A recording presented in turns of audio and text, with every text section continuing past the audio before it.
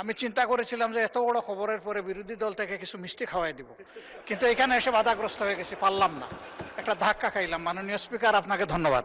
প্রত্যেক উপজেলা পরিষদের দোতলায় অ্যাটাচ বাথরুম সহ আসবাবপত্র সহ মাননীয় সংসদ সদস্য মন্ত্রীদের বসবার জন্য একটি রুম প্রস্তুত করে দেওয়ার জন্য আজকেই আমরা জিও ইস্যু করেছি, ইউনোদের নামে আদেশ দিয়েছি এবং অচিরেই নতুন ভবনে এবং পুরাতন ভবনে যেখানে যে অবস্থায় আছে সেখানেই এই কক্ষর নামটি হবে পরিদর্শন কক্ষ।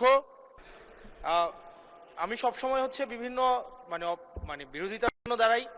আজকে থ্যাংক ইউ জানাচ্ছি যে আজকে এই ধরনের একটা সিদ্ধান্ত নিয়েছেন। আমার এই অপোজিশন থেকে আপনাদের সবাইকে থ্যাংক ইউ জানাচ্ছি যে একটা বসার অন্তত জায়গা হয়েছে। আমরা লজ্জায় একটা কথা বলি না, এখন এই পার্লামেন্টের সেকেন্ড মোস্ট জুনিয়র হিসাবে একটা কথা বলছি মানে আপনাদেরকে, সেটা হচ্ছে যে আমাদের একটা ইউনো মহোদয়ের একটা গাড়ি থাকে, উপজেলা চেয়ারম্যানের একটা গাড়ি থাকে, আমরা ভাড়ায় গাড়ি চালাইতে হয়। আমাদেরকে যদি আমরা লজ্জায় এটা বলতে পারি না, আমরা এটা লজ্জায় কোথাও বলতে পারি না। এখন আমাদেরকে যদি একটা বসার ব্যবস্থা করে দিছে, এখন মানুষের কাছে যাওয়ার জন্য যদি একটা গাড়ির ব্যবস্থা করে দেয় তাইলে আমাদের জন্য একটু সুবিধা হয়, মানুষের কাছে একটু যাইতে পারি। মাননীয় স্বরাষ্ট্রমন্ত্রী কিছু বলতে চান? স্পিকার, মাননীয় স্পিকার, আপনাকে ধন্যবাদ। আজকে এমপিদের প্রাপ্তির পরে অপ্রাপ্তির খবরটা বলতে চাচ্ছিলাম না। আমাদের মাননীয় প্রধানমন্ত্রী যেদিন সংসদ নেতা নির্বাচিত হয়েছেন, আমাদের পার্লামেন্টারি পার্টি মিটিংয়ে প্রথমেই দুইটা অনুশাসন দিয়েছেন যে আমরা এমপিরা এই নতুন পার্লামেন্টে জনপ্রতিনিধি অনুযায়ী আলাদা কোনো সুযোগ সুবিধা নেব না।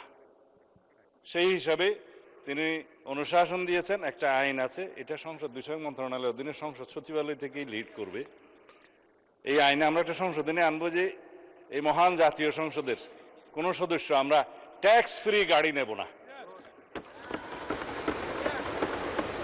এইটা মাননীয় সদস্য বাদে বাকি সবাই তালে দিছে, কিন্তু আমাদের মাননীয় সদস্য ছাড়া দিছে। তবে সংসদ সদস্যগণ নয়, শুধু বাংলাদেশের এই সরকারের সমস্ত মন্ত্রী, সরকারি কর্মকর্তা যারা গাড়ি পায়, তেল পায়, সেটা আমরা ক্যাবিনেটে একটা ডিসিশন নিই। ইতিপূর্বে আপনারা নিশ্চয়ই নিউজ পেপারে দেখেছেন, এই ক্রাইসিসের সময় শতকরা 30% তেলের বরাদ্দ আমরা কমিয়ে দিয়েছি এবং কৃচ্ছ্রতা সাধনের উদ্দেশ্যে সরকারি কর্মকর্তাদের আপাতত লোন সুবিধা যেগুলো আছে সেটাও কাটিল করা হয়েছে ফর দি টাইম বিং। এই সমস্ত এগুলো আমরা সবই জনবান্ধব এবং জনপ্রত্যাশা অনুযায়ী যাচ্ছি, আমাদের মাননীয় প্রধানমন্ত্রীর নির্দেশনা অনুযায়ী। মাননীয় সংসদ সদস্য নিশ্চয়ই অফিস পেয়ে খুশি হয়েছেন, আবার গাড়ি না পেলে নাখুশ হবেন। তো সেই জন্য কিভাবে কি করা যায় সংসদ সদস্যদের যানবাহনের ব্যবস্থা, সেটা আলাদাভাবে আলাপ আলোচনা করে সরকারি দল বিরোধী দল একটা বিহিত ব্যবস্থা করার জন্য আমি মাননীয় প্রধানমন্ত্রীকে অনুরোধ জানাচ্ছি। ধন্যবাদ মাননীয় স্পিকার। বাত ব্যথা, প্যারালাইসিস কিংবা আর্থ্রাইটিস, আধুনিক ফিজিওথেরাপি ও পুনর্বাসন চিকিৎসায় নির্ভরযোগ্য নাম ডিপিআরসি।